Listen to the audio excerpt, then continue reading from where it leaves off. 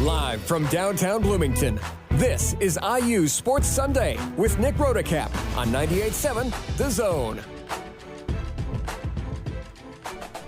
Good morning and welcome to IU Sports Sunday. I'm Nick Rodecap. Thanks so much for tuning in on a beautiful Sunday morning here in B-Town. We have less than 1 week until the Little 500 field is set for the 75th running of the world's greatest college weekend. And, well, why are you talking about Little 5? It's not April yet. Well, quals are awesome, and I'll be the play-by-play broadcaster for this year's men's Little 500, the 75th running, a very special edition of that race, and I'm very excited for quals this coming weekend. One, because quals are fun, and two, because it means I can finally really dive into my preparation once we know what colors each team will be wearing. But we've got plenty of other things to talk about besides Little 5, although rest assured, once the race is run here in just over a month, because it is ridiculously late this year, we will discuss it the following day right here on this show. You know what I'd really love to talk about here on IU Sports Sunday is March Madness and Indiana, maybe how it fared in the first weekend of action. Unfortunately, so I've been hosting this show now for about 18 months, and, well, the astute among you will know that Indiana has not made the NCAA tournament in about 3 years. So I can't talk March Madness. Well, I guess I can. We can talk basketball, and we will get to basketball, but Indiana's inclusion, or lack thereof, means that we will have to stick strictly to hypotheticals, and man, I wish, instead of, oh wow, that actually happened. Although, if Indiana was in the NCAA tournament, I don't know if I'd be doing this show today. So maybe it's a blessing in disguise that they didn't make it, because I don't know that they would have gotten very far anyway. I want to start with a very disappointing, short-sighted statement that was made by an Indiana native on social media a couple days ago. Actually, this was yesterday morning. Jason Whitlock, who went to Warren Central High School in Indianapolis, shout out, and his first full-time job as a writer was actually at the Bloomington Herald-Times.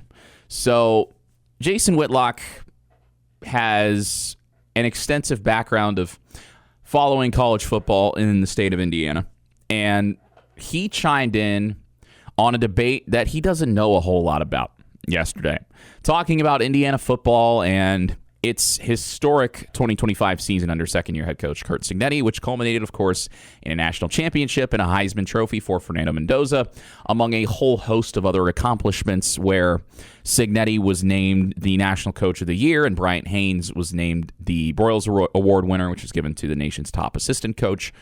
A whole host of honors given to 16-0 undefeated Indiana, which, as we remember, capped its season just over 2 months ago by beating Miami in Miami to win the national championship. Jason Whitlock quote tweets somebody, and this person started the discussion by saying, the transfer portal and NIL transformed nobodies like Indiana and Texas Tech in football into powerhouses, or into powers, in 2 to 3 years. Which, at face value, that is what happened. Oh, wow. NIL becomes a thing. The transfer portal becomes widely used, and suddenly Indiana is good. If you don't know the story, then yes, that's exactly what happened with Indiana University football right here in Bloomington, Indiana. But if you do know the story, you know that that on its face is not true. And there is a whole host of evidence to support that, including the fact that Pam Whitten and Scott Dolson have both spoken about how they started investing in football back in 2021 was when the university originally started investing heavily into football. It didn't work, as you remember, or maybe you don't. Maybe you've blacked out that 2021 season where Indiana finished 2-10. and did not win a conference game. But Pepperidge Farm remembers that the investment was there even if the end result did not show it. And that was, I don't know how much money Indiana was spending on NIL in 2021. Realistically, probably not a lot, because NIL had just become legal. The court ruling, if I remember right, came down in July of 2021, so it would have been very new. Very, very new. But again, this person does not know the whole story. So Jason Whitlock latches onto that. And Whitlock, he, of course, is a very popular media figure. He's got nearly a million followers on Twitter. His name carries infinitely more weight than mine does, and I understand that. But what Jason Whitlock does not understand is the nuance of how Indiana made this historic turnaround in football happen. But he chimes in yesterday and says, quote, "Again, I love Indiana football and Curt Cignetti, but Indiana football isn't a Cinderella story. It's a pay-for-play story," end quote. And I will say I partially agree with that, in that Indiana was not a Cinderella. Now, that might sound a little bit crazy, but if you followed this team closely, if you listened to the coaches and players and the way that they talked about this program and its potential, you would understand where I come from when I say this was not a Cinderella story. This was entirely expected by those in the building. And obviously, in the program, inside the building, you've got to be a little bit delusional. You've got to have a very high level of self-confidence, bordering on arrogance, perhaps. But the way these players and coaches were talking about this team and the ceiling, and Curt Cignetti preaching no self-imposed limitations from day one, not just in Bloomington, but if you go back 15 years to his first head coaching job at Indiana University of Pennsylvania, if you go all the way back to 2010, 2011, you'll hear him preaching the same things about how, well, we're not going to put any limitations on what we can accomplish, in a more Appalachia accent, but the sentiment is the same. Why would we put limitations on ourselves? So Indiana winning a national championship wasn't surprising to anyone in the building. It wasn't a Cinderella like a March Madness run. And oh, by the way, we'll talk about March Madness, even though Indiana's not in it, because I am not living under a rock, and March Madness so far has been awesome. But there is no Cinderella aspect to this Indiana football story. And another angle for that is the fact that, oh, well, yeah, Indiana's been a doormat for 100 years in college football. But once Curt Cignetti came in and brought in his staff, proven winners all over that staff, and brought in players who understood his philosophy, Indiana's historical futility didn't matter anymore. And I have said that repeatedly. My quote at the end of the Indiana-Oregon game in October on the student radio broadcast, which I know a lot of people probably didn't listen to, but I said history is irrelevant for Curt Cignetti in Indiana. I wrote the same thing in a column a day later, something to the tune of Curt Cignetti doesn't care about history, because he doesn't. And the truth is, I know it sounds naive and dismissive and like I'm a victim of recency bias, but the truth is, anything that happened before 2024 does not matter as far as Indiana football's history is concerned under Curt Cignetti. It is irrelevant to him.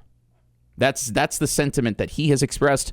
That's what the players have expressed. They're like, yeah, well, we know that this program wasn't very good, but we believe in ourselves. We believe in our coaching staff. So the reason I bring that up is because Jason Whitlock is trying to be dismissive of what Indiana has accomplished over the last 2 years on the football field, winning 11 games in Cignetti's first season, and then, of course, winning a national championship a year later. Whitlock says, it's not a Cinderella story, it's a pay-for-play story. It's not a pay-for-play story at all. Because Indiana did not just go out, open the checkbook, and spend indiscriminately on the most expensive, highest quality, best players. They didn't do that.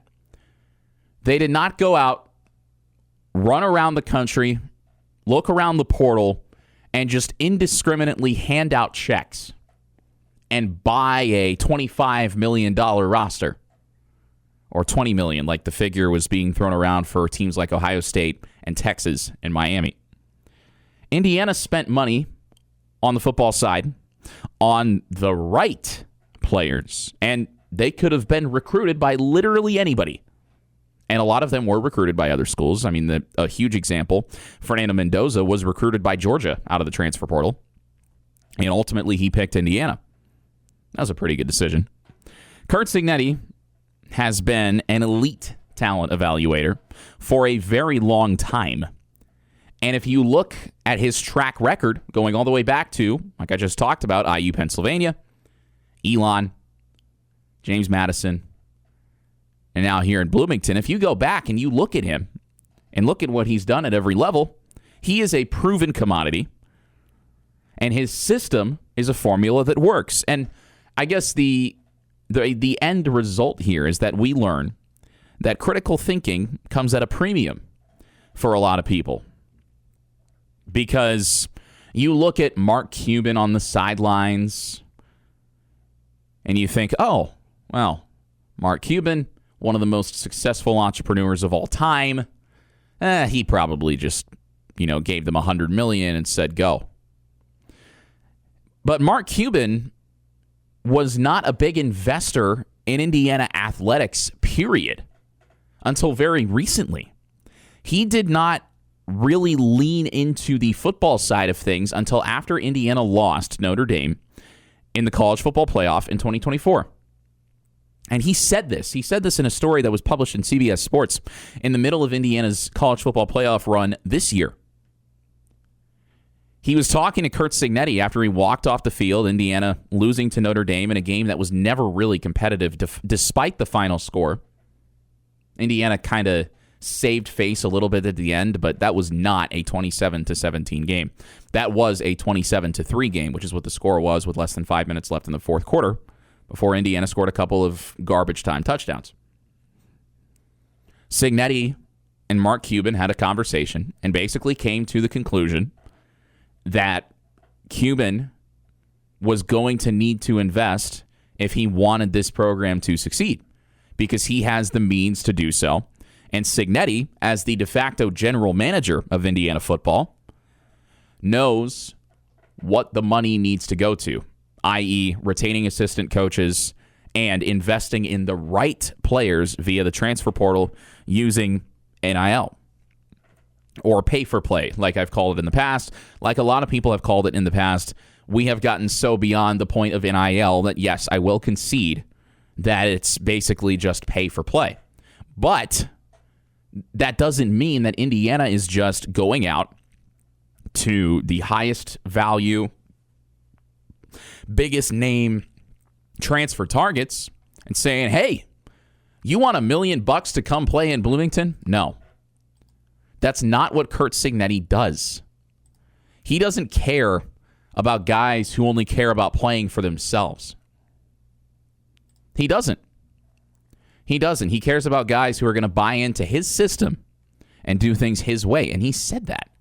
He has said that. I mean, do you really think that big name programs were lining up for Riley Nowakowski, who transferred from Wisconsin to Indiana? Riley Nowakowski was a former walk-on who began his college career as a fullback. And he could not get consistent playing time under Luke Fickell in Madison. I don't think that Riley Nowakowski was one of the most sought-after players in the transfer portal. I really don't. I really don't. What about Brendan Franke, who made a 58-yard field goal that tied an Autzen Stadium record in Indiana's 30-20 win over Oregon? It was one of the biggest plays of the year, but it kind of flew under the radar because Franke got injured shortly thereafter, and special teams don't often get the respect that they deserve. Brendan Franke transferring from Texas State Do you think he was a very hot commodity? I don't. Frankie was also a touchback machine, and that was an underrated part of his game.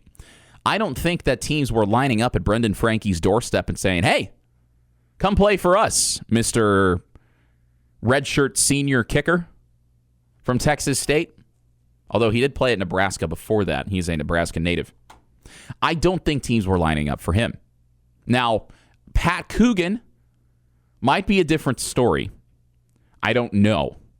But Pat Coogan, the way he got kind of cast off from Notre Dame was very surprising. And I know a lot of Notre Dame fans, credit to them, were happy to see him succeed in Bloomington and finish the job that the Irish could not finish last year. Here's a good one. Stephen Daly, who transferred from a Kent State team that went 0-12 in 2024. I don't think teams were lining up for Stephen Daly, the edge rusher who finished with a Big Ten best 19 tackles for loss this season. And oh, by the way, he didn't even play after the Big Ten championship because he was injured during the celebrations. Stephen Daly was not somebody who teams were going to throw a bag at.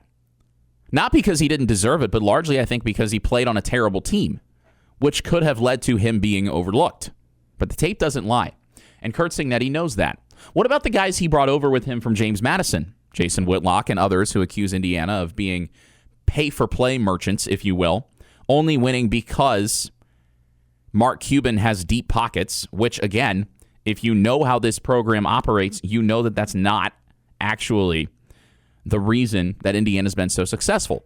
The reason that Indiana has been so successful over the last 2 years in football is because Curt Cignetti is an elite general manager. He's very hands-off on the day-to-day. He's talked about this on the record multiple times about how his players work much more with the assistant coaches than they do with him. They spend so much time with their position coaches, and he doesn't really talk to them a lot throughout game weeks. He doesn't. He keeps practices short. He keeps lifts short and efficient, and they spend a lot of time preparing off the field.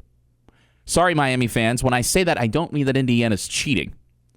Although, I mean, you can get a good education in Luddy, but I don't think that you're going to learn espionage or cyber. I don't even know. You're not going to learn how to hack into opposing teams' playbooks like Miami fans thought Indiana was doing. Very disappointing. I am so tired of people who blindly dismiss Indiana's success. Oh, they just have deep pockets. It is true that I think a lot of people are kind of unaware that Indiana's alumni network is, one, massive, and two, has a lot of people with deep pockets. That is true. But just spending the money does not get you to the mountaintop in college football or any sport. And Indiana fans know that because they've seen the other side of it with basketball over the last 3 years. I guess over the last 2 years, because the penultimate year of the Mike Woodson tenure was not a year where Indiana had a ton of big-name transfer portal guys on its roster. The argument was that Woodson needed another year after that debacle. That was Xavier Johnson's final year, 2023-24. Woodson needed another year because of injuries that forced, say, Gabe Cupps to play extended minutes, although to his credit, Gabe Cupps hit a big shot against TCU in Ohio State's lone NCAA tournament game. But Woodson, on that particular occasion, missed on guys like Peyton Sparks, bringing him in. God, that was awful. And I really wish that Khalil Ware would have had a decent backcourt teammate. Oh, that would have been fun. But we can hypothesize about that all day. IU fans know that just spending money indiscriminately does not work in college sports. You cannot just go out and buy the hottest names and expect to win. You need guys that fit your system. And that is why Curt Cignetti is so successful. It's because he brought in the right guys. He was an elite evaluator of talent in the offseason. He's been an elite talent evaluator. But he evaluated the tape, not the numbers, not the measurables, not the team success. He brought guys in and he made it work. And his assistants are phenomenal. Bryant Haynes, I don't know how in the world Indiana retained him as defensive coordinator. I thought there was a chance that he was gone after 2024 when he was a Broyles Award finalist. There was a chance that he was going to get a head coaching job after 2024. There was a huge chance that Bryant Haynes was going to get a head coaching job after 2025. Are you kidding me? Defensive mastermind who does more with less and beats some of the titans of the sport in decisive fashion. What he did to Alabama and Oregon in the playoff, you don't think that led to multiple programs calling and saying, hey, Kurt, can we hire your defensive coordinator as our head coach? But Bryant Haynes talked about this, I believe it was in the lead up to the Rose Bowl, about how he doesn't want to be a head coach right now. He's got a pretty good thing going here in Bloomington. Bryant Haynes, great guy, by the way. I've spoken to him one-on-one before. He is a great guy. And he's a football psycho in the best way for Indiana and in the worst way for Indiana's opponents. So that's why Curt Cignetti is so successful in Indiana. I hate to break it to you, Jason Whitlock and others. It's not pay for play. It's not strictly blank checks. It's not Mark Cuban's pockets. It's a guy at the top who knows how to run the show, who believes in his system, and who knows what he's doing. And that is what has made Curt Cignetti so successful in Indiana over the last 2 seasons. You're listening to IU Sports Sunday on 98.7 The Zone. Back here on IU Sports Sunday, Nick Rotocap with you here on 98.7 The Zone. And you know, over these past 3 days, beginning on Thursday and continuing here in day 4 of the NCAA tournament, I don't count the first 4 as part of the NCAA tournament, although Miami of Ohio's win over SMU was fantastic basketball, was fantastic TV. I was watching that game, actually. I was watching Miami of Ohio play SMU in the first 4, and I was thinking to myself, you know, Indiana could have put together a performance like SMU. You thought I was going to say Miami of Ohio. No, Indiana could have gone out there and gotten embarrassed and said, wow, man, they should have given that spot to someone else. I say that facetiously. I said this multiple times that Indiana didn't deserve to be anywhere near the NCAA tournament this year. But I'm watching March Madness, and I'm thinking, you know, I am someone who was born in the early 2000s, and I barely know what it's like for my school to be in a nail-biter late-game situation in March Madness, trying to keep their season alive to play another game. I barely remember what that feels like. And I go to Indiana freaking University in Bloomington, Indiana. The once-upon-a-time center of the college basketball universe. A destination for fans, players, coaches, you name it. I don't even know, I don't really remember what it feels like for my team to be in March Madness, sweating out a close, tight finish to a postseason game, trying to advance to the second weekend. I barely know what that feels like. And I keep thinking, I was watching pretty much every game. I've watched every game of the tournament in some form or fashion. And I'm just wishing, like, man, wouldn't it be cool if Indiana was in this tournament? And unfortunately, that's where the discussion begins and ends, which is so disappointing. But you think about Indiana's NCAA tournament life post Tom Crean. And obviously, there's a giant Archie Miller-sized elephant in the room that forces us to skip over a few years. But with Mike Woodson, I mean, his first year, okay, they made the first 4, they beat Wyoming, and then they got blown out by St. Mary's. That game was never close. There was no nail-biter aspect to it.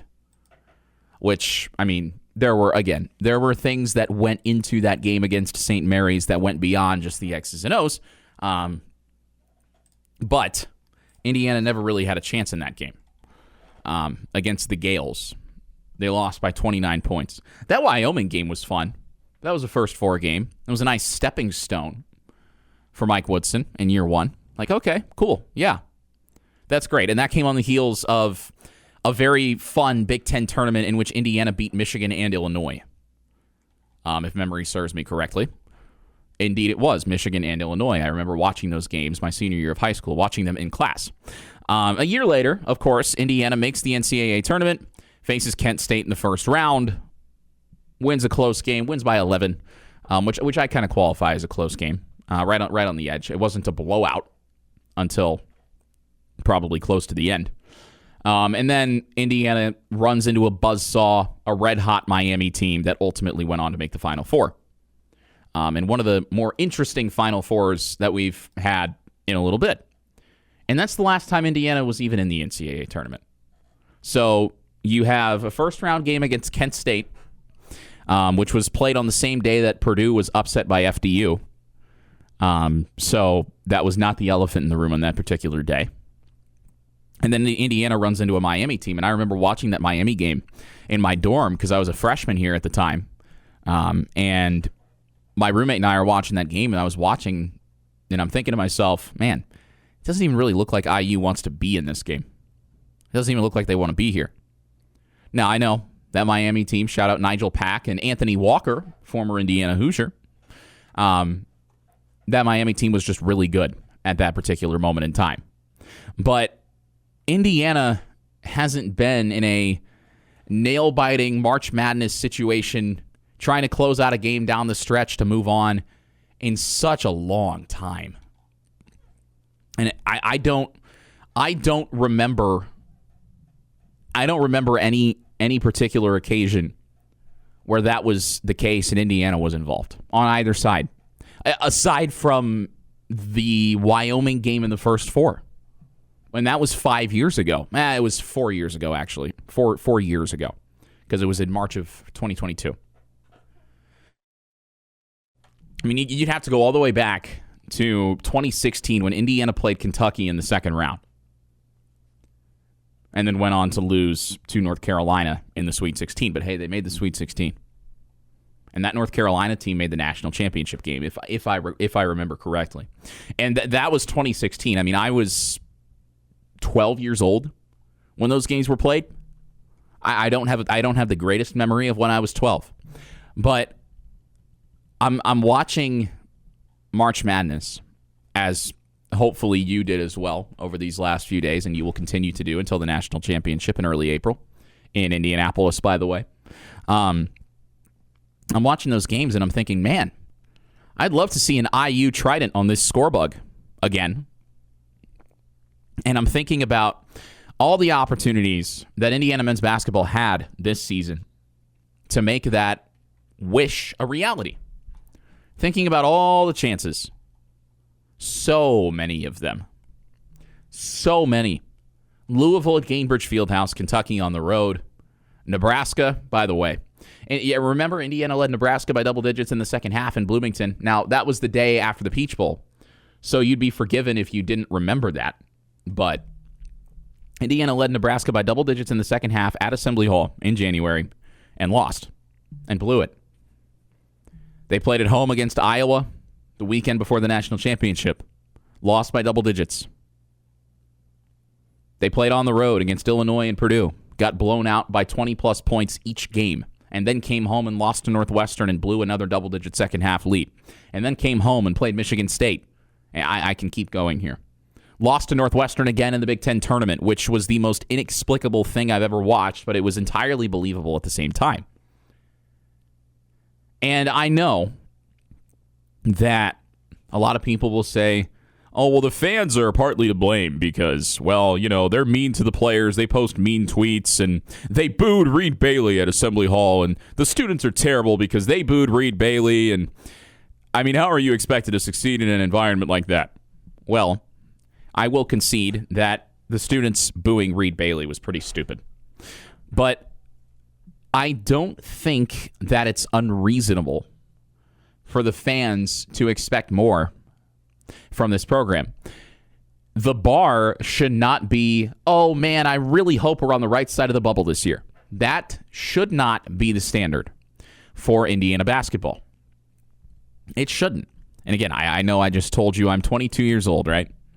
I do not ever have any recollection of Indiana making it past the Sweet 16. That has never happened in my lifetime. Again, I'm a college senior, and I have never seen Indiana make the Elite Eight. Never. 0, nil, zip, zilch, nada. But I know what the standards of this program used to be. Not what they've become. Oh man, please selection committee, give us an at-large bid. I'm really hoping we get an 11 seed. No, that shouldn't be the standard for Indiana men's basketball. The standard should be, yeah, we're going to make the NCAA tournament, and there's not going to be any doubt. But year one of the Darren DeVries era was just like the last year of the Mike Woodson era. Well, you had some chances, and you blew them. Your season was on the line. Your postseason fate was on the line, and you didn't come through. And it's disappointing. It's very disappointing. And I know that a lot of people maybe were questioning why Indiana did not accept an invitation to the college basketball crown. They had nothing to gain. It's not like this isn't like a Nebraska situation from last year where you've got a lot of players coming back and you're looking to build some momentum going into the following season. No. That's not the case with this year's Indiana team. As we know, it was a bunch of seniors who are all going to leave. And for Darren DeVries, well, you're a year into your tenure, and you are basically right back where you started. You are right back where you started. You have pretty much nobody on your roster, and the program is coming off a year in which it almost made the NCAA tournament, but ultimately fell short. That was the exact same reality as this time last year. And I'm sitting and I'm watching what these other coaches are doing in March Madness. Josh Schertz at St. Louis, getting the Billikens into the dance, winning a game, ultimately falling to Michigan. But they embarrassed Georgia. St. Louis did. They embarrassed the Bulldogs. So thank you to the Billikens for that. I don't know how in the world Georgia was an 8 seed because they looked terrible against St. Louis. And I know St. Louis was playing its best basketball down the stretch this season. Actually, that's not true, but they kind of righted the ship. I'll put it that way. St. Louis did hit a bit of a funk late in the season, but by and large, that team was ridiculously good. They didn't even lose a conference game until losing actually to Archie Miller, funnily enough, in the back half of the campaign in the A-10. But the point is that, wow, Indiana could have had a guy like Josh Schertz. You look at what Ben McCollum is doing at Iowa. He's got the Hawkeyes playing against one-seeded Florida later on this evening. They beat Clemson in the first round, did Iowa. Wow. Yeah, man, Indiana could use a coach like that. I'm just saying. I know hindsight is what it is. But you look at Darren DeVries, and I don't know if he is the guy to reestablish those high standards of Indiana men's basketball. I really don't. I mean, I don't know. I know it's only 1 year, and you don't want to overreact to 1 year. But I don't know if he's cut out to coach in the Big Ten. I think he's a good mid-major coach who, in year one of his tenure in the Big Ten, brought in what was basically a mid-major roster and expected to succeed, and then got slapped in the face by reality and admitted, yeah, you know, the biggest difference in the Big Ten is that the 4s and 5s are ridiculously physical, beating and banging in the paint. That's the biggest difference between the mid-major level and the Big Ten. So now you're hoping going into year two that Indiana has a more fleshed out, a more deep roster. But realistically, I'm not going to buy in until I see it. And if Darren DeVries does not elevate the standards of Indiana men's basketball beyond, oh man, I really hope we get an at-large bid as a 10 seed or an 11 seed. I hope we're on the right side of the bubble this year. If he does not change those lines of thinking to, oh yeah, we're going to the NCAA tournament. We might have a chance at the Big Ten title this year. Let's make the second weekend. That should be the bare minimum. because that's what it used to be. And the fans, I think, are frustrated, and they are so vocal with their frustrations because this program has been mired in mediocrity since I was in middle school. That was 10 years ago. The last time they made the Sweet 16, excuse me. The last time they made the second weekend, 10 years ago. That should not be the reality for this program. You want to talk about Assembly Hall as the Carnegie Hall of college basketball. You look at the 5 banners hanging, the last of which was hung up around the time my parents were in college. But hey, 5 national championships. You don't just sneeze at that. You don't dismiss that, regardless of how long ago they were won. You want to get back to having a chance to raise those banners. I don't know if Darren DeVries is your guy moving forward. But you don't want to be so reactionary and pull the trigger on firing another head coach and then having to hire another head coach and spending a ton of money just to maybe get results. So they're going to give Darren DeVries, I would think, 2 or 3 more years. But I really hope, for the sake of the sanity of everyone in Bloomington and around the state of Indiana, that this program is not stuck dead in the water, because I'd love to see them in March Madness. This tournament so far this year has been fantastic television. It's been phenomenal. Phenomenal. And there was a segment on the broadcast of the High Point, Arkansas game yesterday where they shouted out High Point student radio broadcasters. And I'm thinking, man, first of all, those guys had a phenomenal call of High Point's win over Wisconsin. Second of all, those guys have had more opportunities to call NCAA tournament games than any IU media school student who graduated after 2023. High Point. Selfishly, that's kind of disappointing, because you think, wow, which school would I have a better chance to call big basketball games? High Point or Indiana? You'd probably think Indiana at face value. No, the answer is High Point, which good for them. That's a phenomenal experience. That's the kind of thing that you will never forget, ever. And there were some extracurriculars behind the scenes in Bloomington with IU Student Radio that did not give many people the opportunity to call a college football playoff game, which was very disappointing in and of itself. But I really want Indiana men's basketball to just get back to being in the NCAA tournament on a regular basis. I need it. I want to feel something in March. I want to have some skin in the game, and I'm not talking sports betting. Sports betting is a cancer and a plague on society as it currently stands. But man, just seeing my school in the NCAA tournament should not feel like a novel concept. But that is where we are right now. You're listening to IU Sports Sunday on 98.7 The Zone. Back here on IU Sports Sunday, Nick Rotacap with you. I was talking about in the last segment about how I haven't really felt anything in March Madness from an Indiana perspective in about 10 years. And there were, of course, some exceptions to that. I mean, if you want to count the first 4 game against Wyoming, because in the moment, given that it was Mike Woodson's first season, that felt like, okay, we're moving in the right direction. Indiana's win over Kent State, yeah. That there were some blips on the radar. You go back to 2016, of course, Indiana beating Kentucky to get to the Sweet 16. In anytime Indiana beats Kentucky in any sport, it's a good day. That's about as far back as my memory goes. Now, the more historically inclined, aka older, folks will remember 2013, for example. Indiana, as a 1 seed, almost got upset by Temple. Victor Oladipo hits a big shot late. Indiana wins 58-52, also to advance to the Sweet 16. Now, what happened in the 2013 Sweet 16? Ooh, Jim Boeheim happened. 2-3 zone happened. Oh, no. That is actually one of the first memories I have of watching IU basketball, because my dad let me stay up late to watch that game with him.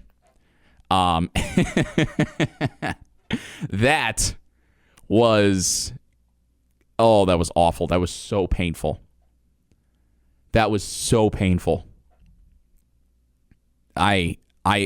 Oh man, that was not fun. Indiana losing to Syracuse, 61-50. Oh man, Yeah. That's one of the first memories I have of watching IU basketball is just straight pain and heartbreak for 40 minutes. Pure, unadulterated disappointment, which, given the current trajectory of the program, is kind of fitting. But yeah, that is an addendum to the last segment because I wanted to. I don't really remember 2013 that well because I was 10 years old, mostly. I was barely conscious. Okay, no, actually I was conscious, but I don't remember it that well. What I should have done in 2013, instead of putting my emotional well-being on the back of IU basketball, is invested in real estate. I didn't do that. Big mistake. What I did do yesterday, that was not a big mistake, was go out to Bart Kaufman Field and actually watch an IU baseball game as a fan. First time I have ever done that. Because for the first 3 years of my time here in Bloomington, I covered the team as a student reporter, whether it was for the Indiana Daily Student or for the Hoosier Network, or I was broadcasting games on student radio or Big Ten Plus. I was always at the Bart in some sort of media capacity. But yesterday, my friends coming back from spring break, the weather was nice. Wow, they're home. They've won back-to-back games. Sure, I'll go out to the Bart. It cost me $0 to get in the gate because students get in free, which is cool, which I like. And Indiana won. Indiana's won 3 baseball games in a row for the first time this year. Hoosiers, with a win today, can sweep Minnesota and get back to within one game of 500. Win their first series of the year. They've already won their first series of the year. Indiana won 7-2 on the diamond yesterday in baseball. Minnesota hit a couple solo homers, led 2-0 at the halfway point, but a 5 spot in the bottom of the 5th. Back-to-back homers from former Appalachian League baseball players Braden Ricketts and Cole Decker. I called games in the Appy League this past summer, so I ran into both of them, which was a very, very cool crossover, and both of them had great summers, so I'm not surprised to see them swinging it well for Indiana. But Ricketts and Cole Decker went back-to-back in the bottom of the 5th to tie it, and then Jake Hanley, the Cincinnati native, actually Mason, Ohio native, who is going to be a very successful professional baseball player, hit an opposite field 3-run shot to give Indiana the lead for good. The Hoosiers added a couple more insurance runs, ultimately winning 7-2. The man of the hour, though, for Indiana, Tony Neubeck, starting pitcher. He had a phenomenal outing. I know you give up a couple solo homers. Solo homers aren't going to beat you. And Neubeck knew that. And sure, he gave up the long ball a couple times, but he just kept attacking, kept pounding the zone, turned in 6 innings, a 2-run ball, struck out 8. Very efficient, too. He threw 87 pitches to get the job done. The bullpen, 3 scoreless innings to shut the door. Very efficient. It was probably one of the most complete games Indiana's played this season as a baseball program. And I know that I have drawn into question Jeff Mercer's place with Indiana baseball as the head coach. I know that I have said that I don't know where he stands, but this team earlier in the week upset Vanderbilt. Now, I know Vanderbilt is having a down year. I mean, themselves, they're kind of just treading the water right now relative to where they usually are as a program. But beating Vanderbilt on the road in a midweek, you come home, you build on that momentum, and you won back-to-back against Minnesota. And this is a Minnesota team that entered the weekend playing some very, very solid baseball. They entered the weekend 9 games over 500 at 15-6. Now, Minnesota usually doesn't play a very good non-conference schedule, but still, you win 2 out of 3 for the first time all year. You win back-to-back games, you got a chance to sweep. And Indiana's got a chance to build some momentum here as far as baseball goes. You've got a home midweek against Indiana State coming up on Tuesday. Indiana State's always a good program. And then you go out to Lincoln for 3 against Nebraska. And Nebraska's always good. And their fans are crazy when it comes to baseball. If you can win 2 out of 3 in Lincoln, I will officially be back on the Indiana baseball train. However misguided that decision may be, I will buy back in to the Jeff Mercer experiment. But IU baseball, it was a phenomenal atmosphere yesterday. Beautiful weather, a great product, a lot of home runs on both sides. I think of the 9 runs that were scored, 7 of them came via homers. 4 solo homers and a 3-run shot. That's pretty rare, but it was fun. A warm day, the ball's going to carry. It's going to be 85 today. Now, they're not playing in the heat of the day, but the ball's going to carry today as well. And I've said this before, and I will say it again. If you can get to Bart Kaufman Field or any more field to watch a game, baseball or softball, do it. Do it. It is well worth the price of admission. You're listening to IU Sports Sunday. Back here on IU Sports Sunday, Nick Rotacap with you. Thanks so much for tuning in. I'll tell you what, it is going to be the warmest day of the year here in B-Town. A high of 85. 85. 85. And we're not even in April yet. Man, I am hoping that we get a day not quite this hot, but nice, sunny, warm for the 75th running of the men's Little 500. And I bring that up, of course, because quals are this weekend. It's going to be interesting because with the topsy-turvy weather throughout the last few months, the riders haven't had a ton of time to get out onto the track at Bill Armstrong Stadium and make their preparations for the 75th running of the men's Little 500, the world's greatest college weekend. I'll be on the call. The TV broadcast of the men's Little 500. And I'm going to toot my own horn on this because it's a very, very prestigious honor to be able to broadcast the Little 500.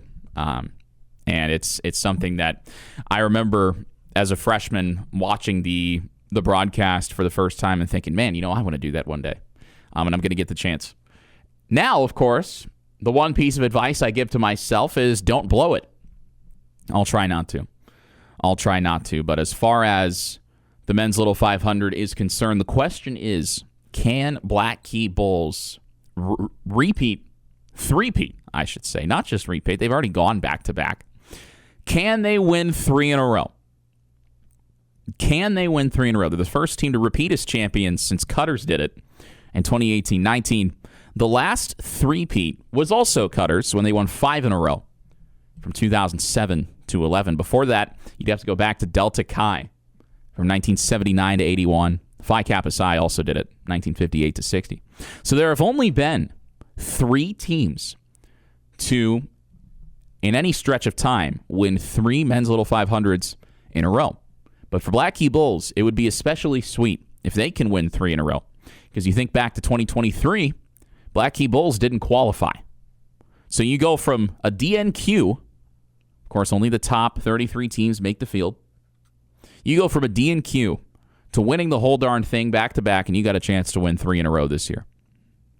That is quite an intriguing storyline. Now, last year in the men's Little 500, if you remember back to that race, it was very unusual in that SAE and Black Key Bulls pretty much ran away from the entire field. It was a 2-team race for the bulk of it. There was a wreck on lap 80 that really kind of stretched the field out a little bit, spaced it out. And SAE and Black Key Bulls were the 2 heads of the snake. And they were neck and neck until about lap 160. Black Key Bulls pulled out one of the craziest plot twists I've seen in any form of racing. And I grew up a big NASCAR fan, and I was a big F1 fan before it became the Duracell Battery Management Championship, which is a whole nother discussion that we will not get into on this show. But Black Key Bulls pulled out a fake exchange. Of course, in Little 5, you've got 4 riders on a team, and the idea is with exchanges, you can either do rider to rider or bike to bike. Rider to rider, I believe, is the quicker one. It's been a while since I've brushed up on the X's and O's of Little 5. But the idea is there are 2 types of exchanges. And I believe Black Key Bulls faked a rider to rider exchange where one guy gets off the bike, the other one gets on. They faked an exchange. SAE says, oh, you're coming in to swap riders? All right, we're going to come in and swap riders. But Black Key Bulls didn't do it.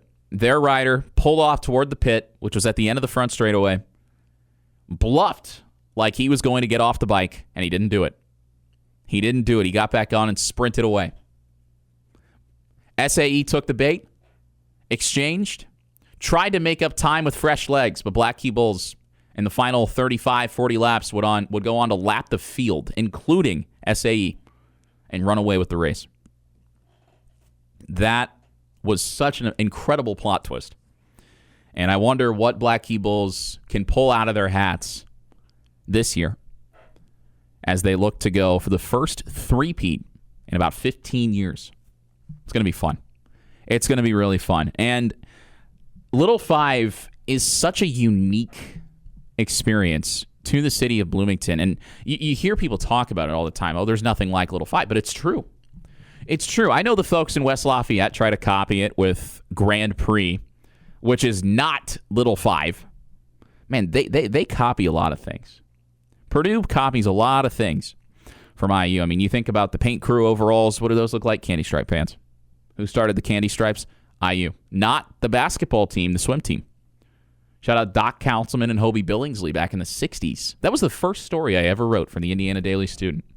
Was on something to do with the swim program. I don't remember what, but that was my first introduction to the swim program as a freshman.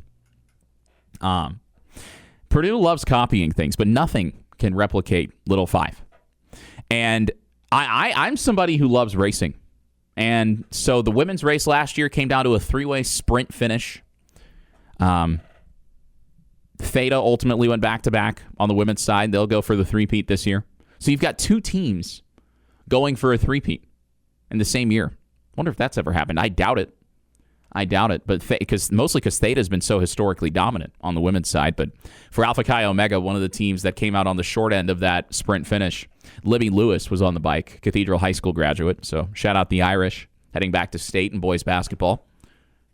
That feels like another year for Jason Delaney and company on the east side of Indianapolis. But as far as Little Five is concerned, the one thing that was very disappointing last year, the day after the men's Little 500, obviously, one of the reasons it's earned the moniker of the world's greatest college weekend is because a lot of kids go out and engage in adult beverages, all of whom are over the age of 21, I hope.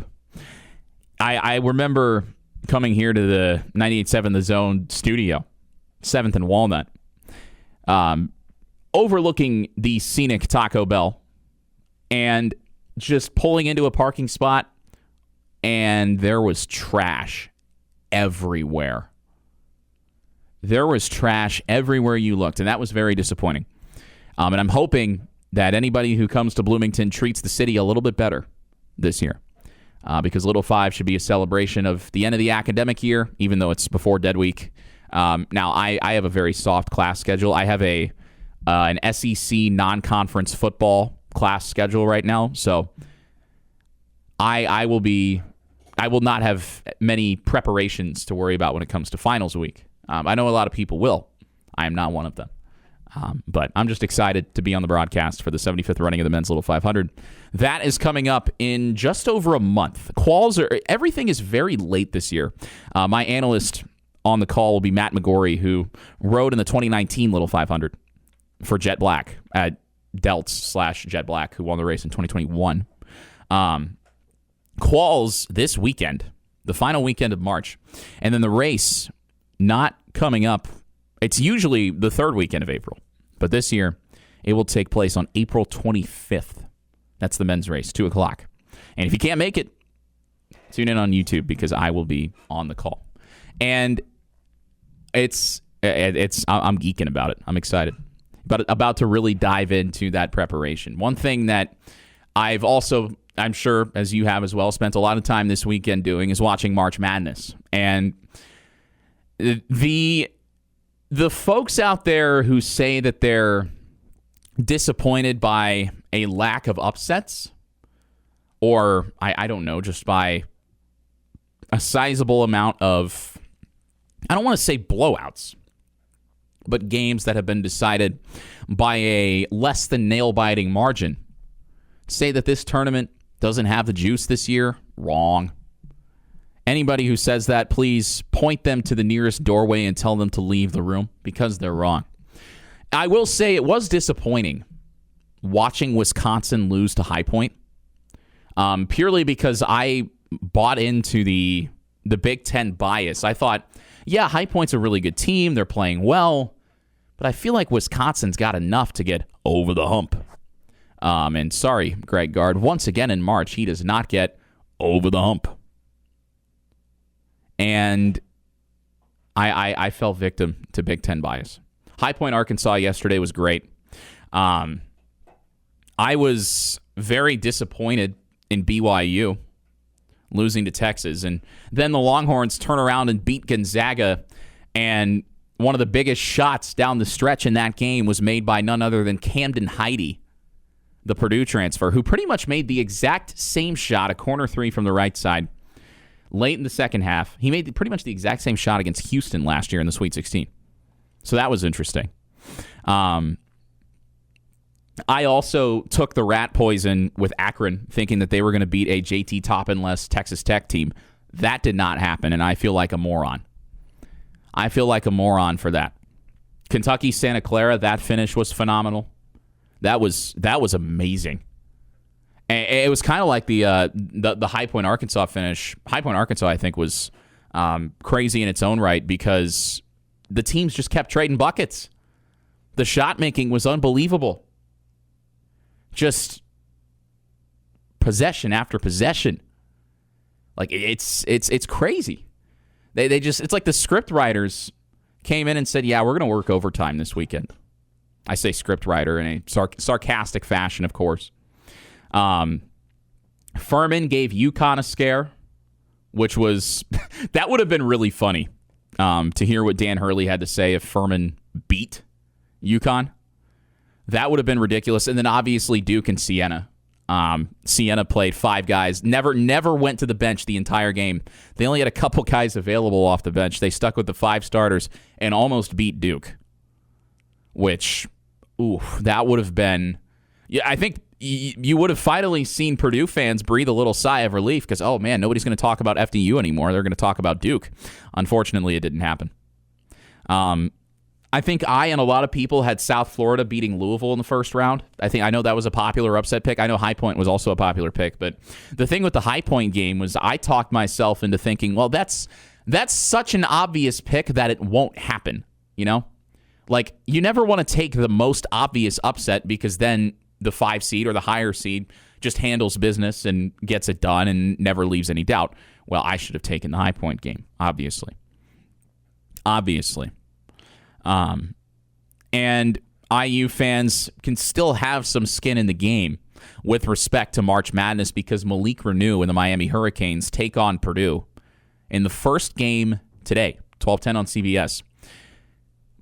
Purdue has the two lowest remaining rated KenPom teams in the NCAA tournament up ahead of them here.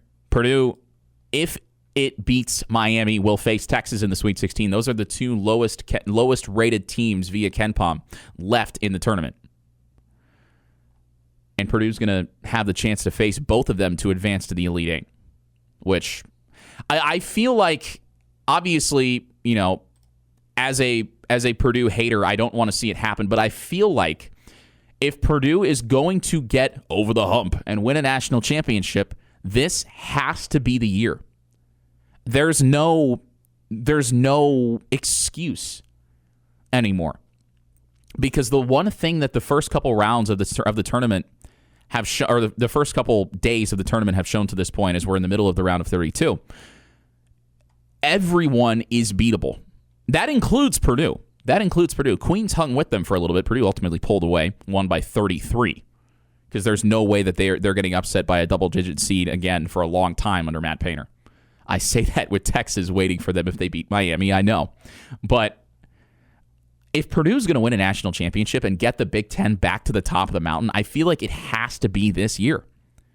It just has to be, with the likes of Braden Smith, Fletcher Lawyer, and Trey Kaufman-Renn all graduating after this year. And Purdue is playing their best at the right time. That's the key. They didn't have the greatest regular season. In fact, at Mackey, they were terrible. 5 losses, tied for the most in a season in over a decade for the Boilers. But they turned it on at the right time. And that makes Indiana's win over Purdue at Assembly Hall even weirder. Even weirder. I mean, it was weird enough when Purdue returned the favor at Mackey by beating Indiana by almost 30 points in their largest win over Indiana since before the moon landing. But Purdue, the deeper Purdue goes into the NCAA tournament, the more puzzling that game at Assembly Hall will be. And that's just the way it's going to stay. And that's why the transitive property will never work in college basketball. There are just too many variables at play. There are too many variables. But the Big Ten Conference is, so far, having a really good tournament. having a really, really good tournament. I mean, Illinois is in the Sweet 16. Nebraska's in the Sweet 16, where they will probably get eviscerated by Florida. But Fred Hoiberg, wow, patience pays off for the Huskers in Lincoln. And Fred Hoiberg, just in the last 6 years, has come a long way from dying on the bench of the Big Ten tournament against Indiana to, wow, taking the Huskers to the Sweet 16, of course, for the first time ever. And then, of course, you have Michigan State, who will face the winner of UCLA-UConn in the Sweet 16. You've got Purdue, obviously. And if they can get past Texas, they'd probably set up a meeting with Arizona. That is going to be an amazing game. And the reason I say Purdue, if they're going to win it, it's going to be this year. Well, look at where the Final Four is. Purdue would have a decided home court advantage in both games of the Final Four. No questions asked.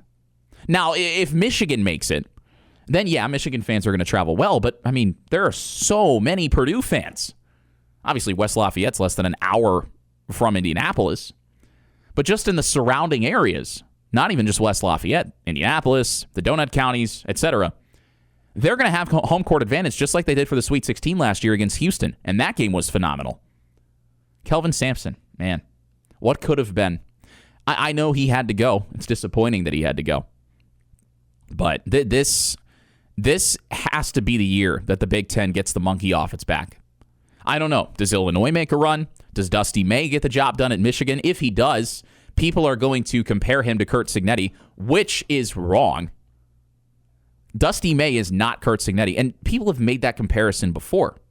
Not just wishfully thinking that Indiana would have hired May prior to the final season of the Mike Woodson era, but making that comparison because before Dusty was hired by the Maize and Blue and the much maligned athletic director Ward Manuel, Michigan under Juwan Howard was completely stagnant, dead in the water.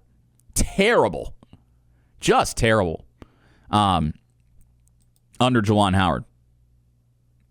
And the success that they had under John Beilein, and of course you go back to the Fab Five in the 90s, etc., the Maize and Blue had fallen from grace. The difference between Michigan basketball and Indiana football is that Michigan had a very high degree of success before the guy before Dusty May, who, of course, was Juwan Howard. Michigan, I mean, the Fab Five, right? You have a lineup that becomes known in pop culture beyond basketball who played for your team. That alone disqualifies you from any Curt Cignetti Indiana football comparison because Indiana was in the dumpster for 100 years.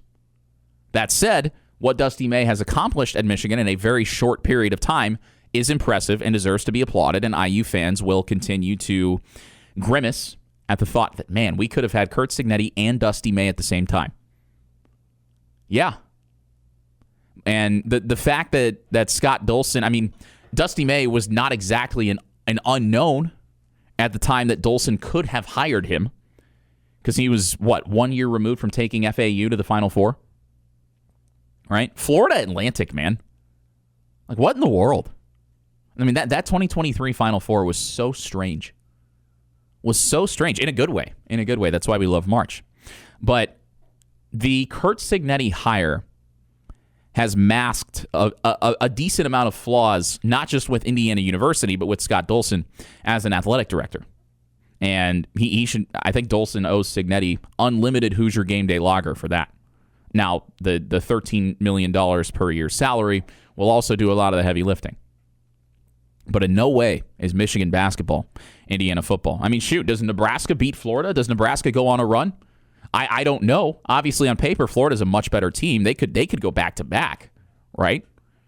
I don't know, though. The thing about March is if a team gets hot, sometimes there's nothing you can do. There's just nothing you can do. Michigan is a well-oiled machine, as we know. Brad Underwood, I mean, I think Brad Underwood is kind of the James Franklin of college basketball coaches, where he's, his program's always there near the top, but they never get over the hump. They never win the biggest games.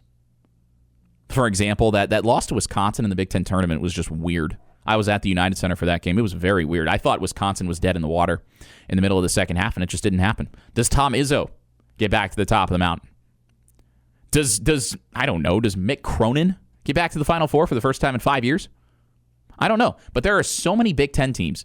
Just by the law of large numbers, the Big Ten has to at least make the national championship this year, if not win the whole darn thing. Because if the conference doesn't win a title this year, well, as we know, Indiana's not getting there anytime soon. I don't know if the Big Ten would ever win another title if they don't win it this year. Got so many teams. And the college basketball right now is so top-heavy in that the best teams seem to be a lot better consistently than everybody else. Now, Duke almost threw that theory out the window by nearly losing to Siena. But I feel like this has to be the year that the Big Ten finally gets the monkey off its back. You think back to when Purdue made the national championship game a couple of years ago. Purdue was never winning that game because UConn was a glorified NBA team. And the spread, again, that was another scenario where the top was so much higher than everybody else that Purdue didn't have a chance. And they were lucky to be in that game. Shout out Camden Heide again, who had one of the most unlikely dunks from anybody that season. But if Zach Edey and Braden Smith couldn't get it done against that UConn team, I don't think anybody could have. And they were the last ones standing at the end of the year. So that hypothesis holds true.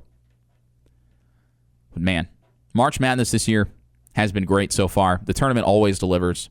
That is a bucket list item for me as a sports broadcaster, to one day be successful enough to get the opportunity to call a March Madness game. That would be amazing. Because there is just nothing like it. And after doing the Big Ten tournament sporadically for IU Student Radio, you do the games you can where there aren't student broadcasters because you never want to take the spots away from the kids who are actually covering their team. But I stuck around at the United Center, and I did a couple games after Indiana lost. And the amount of preparation that you have to do for a tournament-like setting, I laud all the broadcasters, TV and radio, who do it. Because there is so much that you pack into a short amount of time. I mean, the selection show's on Sunday. The tournament starts less than a week later. You don't have a lot of time to do your prep. But these men and women get paid to do it. And so that's why they are the best. Brandon Gaudin being on the NCAA tournament this year. I met him when Indiana played Nebraska out in Lincoln back in December of 2024. And he's a fun listen. He calls Braves games, and him finally getting March Madness and getting that Nebraska-Vanderbilt game. Unbelievable. That finish. That Vanderbilt half-court shot. That had Gordon Hayward written all over it. And I know that Vanderbilt's going to be replaying that for a long time. But the Commodores gave Nebraska everything they could handle, and unfortunately, it wasn't enough because with as many Nebraska fans as there were in Oklahoma City, there was no way that Vanderbilt was winning that game. Brandon Gaudin doing a phenomenal job on the call, as does everybody else. Spiro Ditas, Ian Eagle, Brian Anderson, Jason Benetti filling in for him. All those guys are the cream of the crop. Brad Nessler.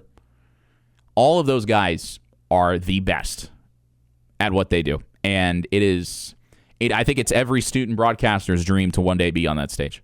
And obviously, not because it's about us as broadcasters, but because the spectacle, the experience, the atmosphere, the storylines, it's all just, there is nothing like it in college sports. And man, maybe if I ever get to that stage, maybe Indiana will finally be a consistent fixture once again in March Madness, which hasn't happened since the Tom Crean days. And it's funny, every passing loss that IU basketball had this year, you'd see people going at Tom Crean on Twitter saying, "Hey, coach, we miss you. Come back. Where are you? We need you." And Tom Crean just plays into it and he says, "Yeah, actually, I'm at the desk with ESPN. Come join us at 9 o'clock." Or when he was on the call for the Marquette game at the United Center, I thought that was painful irony because he coached both of those teams. I think with Crean, I think he had to go given the trajectory of the program at the time that he was let go. But part of me wonders if they would have stuck through it, if they would have done what they did with Woodson and given him a leash that was maybe too long, I wonder what could have happened. You're listening to IU Sports Sunday. Welcome back to IU Sports Sunday. Nick Rotocap with you here on 98.7 The Zone. And if you haven't been paying attention to IU softball, now would be a great time to do it. They are 24-6. The Shonda Stanton-led Hoosiers have locked up their third of 3 Big Ten series so far, coming from behind to beat the Maryland Terrapins on the road on Friday. They trailed 4-0. They won 8-5.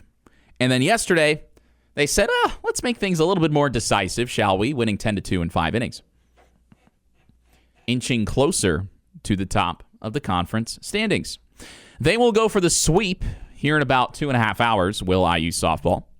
And then they'll be back home for a Monday non-conference game against Oregon. And the Ducks are ranked in the top 20.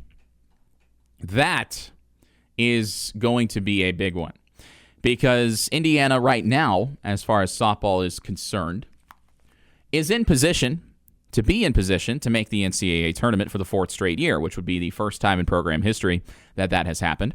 Just like it is currently the first time in IU softball history that they have made the NCAA tournament 3 years in a row. Thank you, Shonda Stanton. She is a phenomenal coach, a phenomenal recruiter and developer of talent, and her assistants are phenomenal each in their own right. Oregon, similarly, near the top of the Big Ten in the conference softball standings. Purdue, currently hosting the Ducks in a 3-game set. They have split the first 2 games of that series. Purdue softball, as much as this pains me to say, is on the ups and has been on the ups for a couple years now. They are 23-7, and they had a historic winning streak get snapped on Friday. Did Purdue. The longest winning streak in program history was snapped in the series opener between Purdue and Oregon. It was 14 games. They had won 14 games in a row. They got shut out on Friday, but Purdue and the Ducks, as far as softball goes, will play for the series today at 1 o'clock, and then Oregon will swing down to Bloomington to play a non-conference game against Indiana tomorrow. That game will not count for the Big Ten standings, but it will still count for the purpose of NCAA tournament resume-boosting implications. And I, of course, will be on the call on Big Ten Plus, as I will be in some capacity for every IU softball home game throughout the remainder of the season and the postseason on the radio with Andrew Hillsman. We split the games on TV and radio between the two of us. I'll have the TV call tomorrow, which I am very excited about. 5 o'clock first pitch in Bloomington. And hopefully the weather holds out. It's going to be chilly. It's going to be 51. No chance of rain throughout the day, so we should be okay. But I am very excited about the prospects of this Indiana softball team down the stretch this year, because they are extremely consistent. They aren't as volatile as, say, the baseball team is, and they're fun. They score a ton of runs. They've got a decent pitching staff, although I would say comparatively pitching is kind of the weak link of this team in terms of depth, but that's not that uncommon in softball. Not that uncommon, but this team has potential to, I think, make some noise in the Big Ten tournament, and then, of course, in the NCAA tournament as well. And if they can beat Oregon, ranked 16th in the country, if they can beat Oregon on Monday after they get the sweep at Maryland, it would extend the winning streak to 5 games. They'd be 26-6, would IU softball, and they'd be on course for their second 40-win season in the last 4 years, which has also never happened in IU softball program history. So down the stretch in Big Ten play, it's going to get a little interesting. Because they've got UCLA, and UCLA is the best team in the Big Ten until proven otherwise. Purdue, like I said before, having a good season. That is here in Bloomington. They go on the road to Iowa and Michigan and close things out against Illinois. So it's not a gimme by any means, but I do think that there is a path for IU softball to get to 40 wins and get back to the NCAA tournament. And now, as I've said in the past, as far as women's college sports go, especially basketball and softball and volleyball as well, the gap between the best teams and everybody else is a lot bigger than the gaps between the best teams and everybody else in men's college sports, with the exception of maybe college football. So I think being realistic with expectations is important, because the best college softball teams are ridiculous. And, I mean, you saw a couple years ago, Oklahoma went on a 60-plus game, I think it was a 71-game winning streak that spanned the course of 2 seasons, including a national championship. And we have never at any point seen an undefeated season on the men's side in baseball at the Division I level. LSU Shreveport did it at the NAIA level, but it's never happened at the NCAA level, D3, D2, or D1. But IU softball, they're fun to watch. They score a lot of runs. They hit a lot of homers. Avery Parker, the Indiana catcher, is on the verge of breaking the program record for home runs in a career. She is 2 away from breaking the record. Her next homer will tie it. Selfishly, I hope she hits both on Monday. That way I have the calls for both of them, but beggars can't be choosers. And if you can't catch IU softball, again, tune in on Big Ten Plus. I know a lot of people like to rag on Big Ten Plus, but you got to remember, with those broadcasts, they are entirely student-run, behind the scenes and on air. Although behind the scenes, the production side is a lot more all-encompassing and a lot more difficult than being on air. And I say that as someone who has done both. But keep that in mind before you criticize Big Ten Plus. We're all students. And it's going to be a fun stretch run for IU softball. I'm very excited about that one. It's weird. You don't usually see any Diamond Sports baseball or softball playing on a Monday in college, but that is the case for Indiana and Oregon coming up. And if Indiana can win that game, they're receiving votes in the Division I softball polls. They're receiving votes. But if they beat Oregon, you're going to see Indiana, I think, have a case to be in the top 25 for college softball, which is cool, which is really cool. And it's always fun when the, I think, lesser publicized sports get some of that positive press for IU, because it goes to show that, yeah, this athletic department runs deep. It's not just football. It's not just men's soccer. I mean, you're talking about swim and dive as well. And on the topic of swim and dive, the Indiana women, top 10 in the NCAA championships once again. 7th at the NCAA championships this year for Indiana women's swim and dive. 9 program records broken this week in the NCAA women's swimming and diving championships. The women with their second best point total ever at NCAAs, despite losing 5 All-Americans from that team that finished 4th a season ago. I mean, the swim and dive program is as consistent as it gets. It's ridiculous. It is ridiculous how it doesn't matter the turnover, the departures. Ray Lewis and Drew Johansson, the coaches for the swim and dive teams respectively, they always find ways to keep that program near the top, and it is unbelievable. It is the standard of excellence for swim and dive. They don't get the flowers that they should. But as someone who covered that team, that was the first team I covered here in Bloomington, IU swim and dive is where it's at. The meets are fun. They're at odd times, especially for students. I mean, you're talking Saturday morning, 9 o'clock, which students aren't going to show up for, unfortunately. But IU swim and dive is where it's at, man. And they continue to march on as one of the nation's premier swimming and diving programs. And yeah, swim and dive, softball, always up there. And softball, I think, the word on the street was early on that a lot of people within the program were very high on this team, and I think now you're seeing why. For example, at the top of the lineup, Indiana's got Allie Van Brandt, who, at this point, we are halfway through the season. And Van Brandt, the Indiana second baseman, is still hitting over 500. And again, in college softball, you're going to have higher numbers, more inflated numbers than baseball, just because the environment is more conducive to offense. But Van Brandt hit 500 for the first half of the season. The average has actually dropped to a pedestrian 471, I say. But she has been named Big Ten Player of the Week twice in the last 3 weeks, because last week she hit 4 homers and 16 at-bats, didn't strike out a single time, had 10 hits on the week. And this Indiana team, always one of the best offensively. Over the last couple of years, they've been near the top nationally, batting average, doubles, slugging percentage, etc. You name it, they're probably up there. They lead the Big Ten in stolen bases. It's a fun team to watch. It is a fun team to watch. So that's something to keep an eye on over these next couple of months, is IU softball and their trajectory towards their 4th straight NCAA tournament appearance. You're listening to IU Sports Sunday. Back here on IU Sports Sunday, Nick Rotacap with you. I think it's fair to acknowledge some things when it comes to Indiana baseball. One, that maybe their patented slow start turns into late season NCAA tournament push is just the way things are always going to be?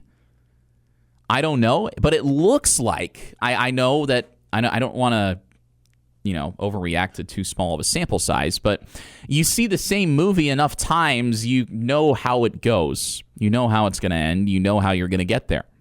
And Indiana baseball was just simply awful in the first month of the season.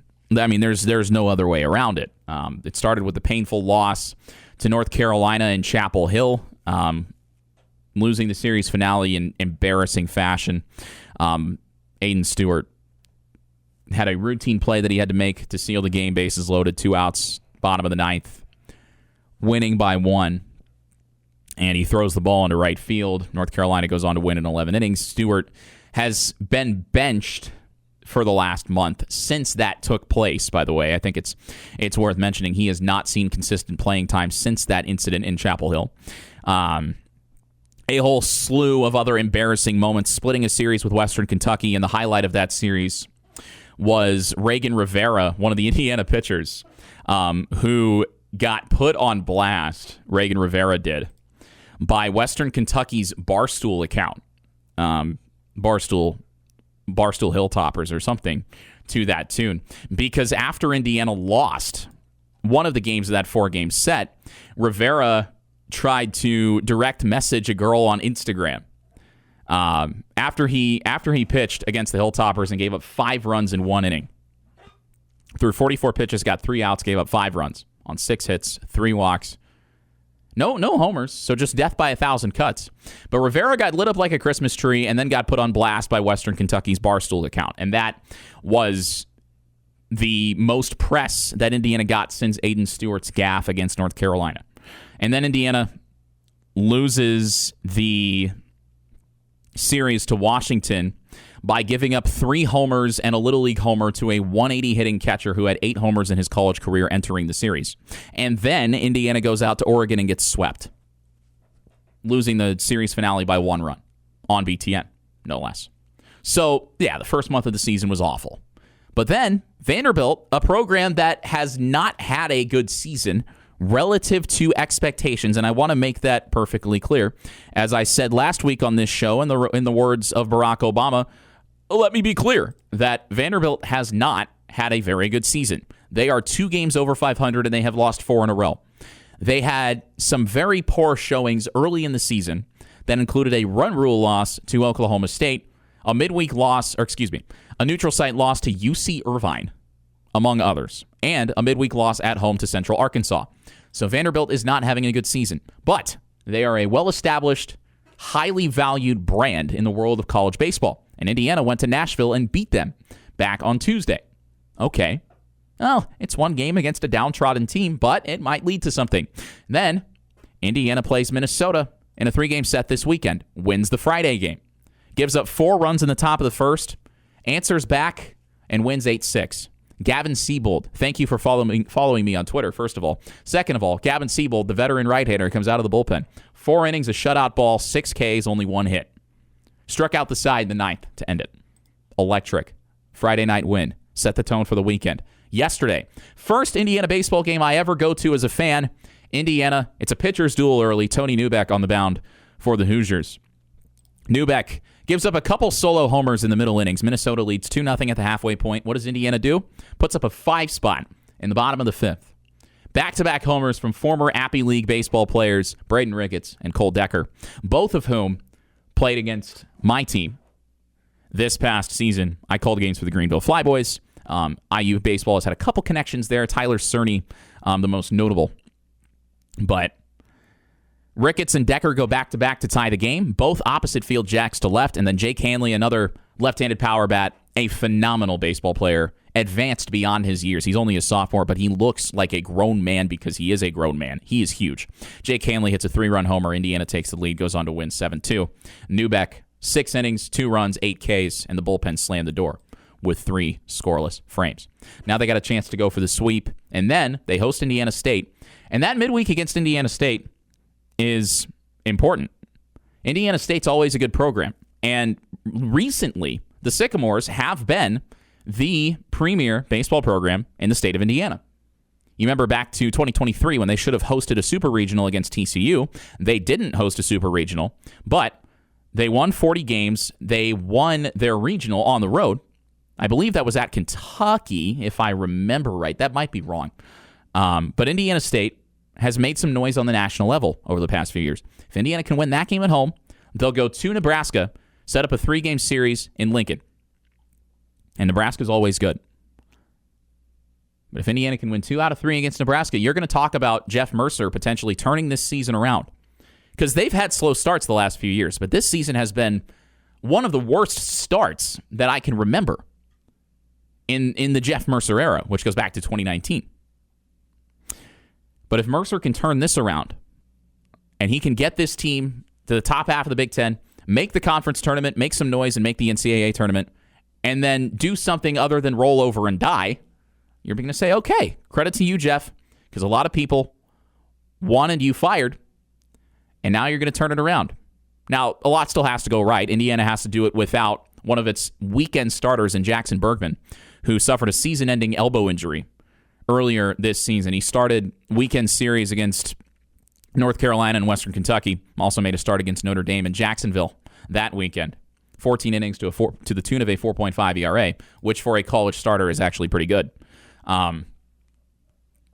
It's going to be difficult to do that without one of your weekend starters because you're going to have to piece it together. You're going to have to pitch by committee.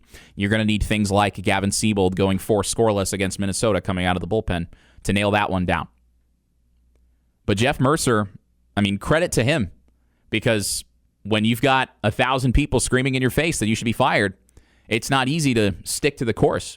And Indiana, a little 3-game winning streak here, the first 3-game winning streak of the season, they might be turning it around. Because the vibes in that dugout yesterday seemed pretty good. The morale still seemed high, which, baseball is a game where you can let things spiral on you quickly, but it doesn't look like Indiana's doing that. So credit to Jeff Mercer. And again, I will say this ad nauseum throughout the spring. If you have not been to Bart Kaufman Field for a game this year, I encourage you to do so. First game I went to, Indiana won, so maybe I just need to go to every home game. I don't know. But Indiana baseball might be riding the ship as we approach the warmer months here in the season coming up in April and May. You're listening to IU Sports Sunday. Back here on IU Sports Sunday, Nick Rotacap with you. I want to give a shout-out in the limited time that we have left to Ian Plaskoff. Plaskoff is one of the student broadcasters here at IU Bloomington. He's one of the best. And I plug student radio all the time, and it's because if you don't listen to student radio, you're going to miss some good broadcasters. I know there are some who are better than others, and Plaskoff is one of the good ones. He was calling IU baseball yesterday, IU Minnesota, and he has this segment on broadcast that he does where he'll explain baseball stats using area codes. So, for example, yesterday, he used one of the IU baseball players' summer ball on base percentage to tell stories about, for example, the Titanic and the Alliance of American Football and Huntsville, Alabama, and Boston, Massachusetts, and all sorts of crazy stuff. And those clips are doing quite well on social media. You're not going to find that watching, say, an MLB broadcast or a Big Ten Network broadcast of an IU baseball game on the rare occasion that BTN actually covers baseball, because that never happens. BTN does not like covering baseball. I don't think the Big Ten Conference likes baseball, which is very disappointing because the Big Ten could be good in baseball, but the Big Ten will not be good in baseball so long as the Big Ten continues not to support its own baseball programs. That's a discussion for another time. But Plaskoff always finds ways to keep baseball broadcasts engaging, and unlike BTN's national broadcasters of baseball who do the game remotely from Rosemont, they don't even go to the venues. Student radio broadcasters actually have boots on the ground, and they know the programs pretty well because they go to the school. So that's something to keep in mind. Every time I plug a student radio broadcast, it's for a good reason. Shout out Ian Plaskoff for making baseball engaging and fun to listen to. That's going to do it for us here on IU Sports Sunday here on 98.7 The Zone. March Madness rolls on. Coverage going on throughout the day on the Westwood One Sports Radio Network. And I'll tell you what, Purdue, Miami, Malik Reneau, can you do something for me? We'll find out a little bit after the 12 o'clock hour. You've been listening to IU Sports Sunday here on 98.7 The Zone.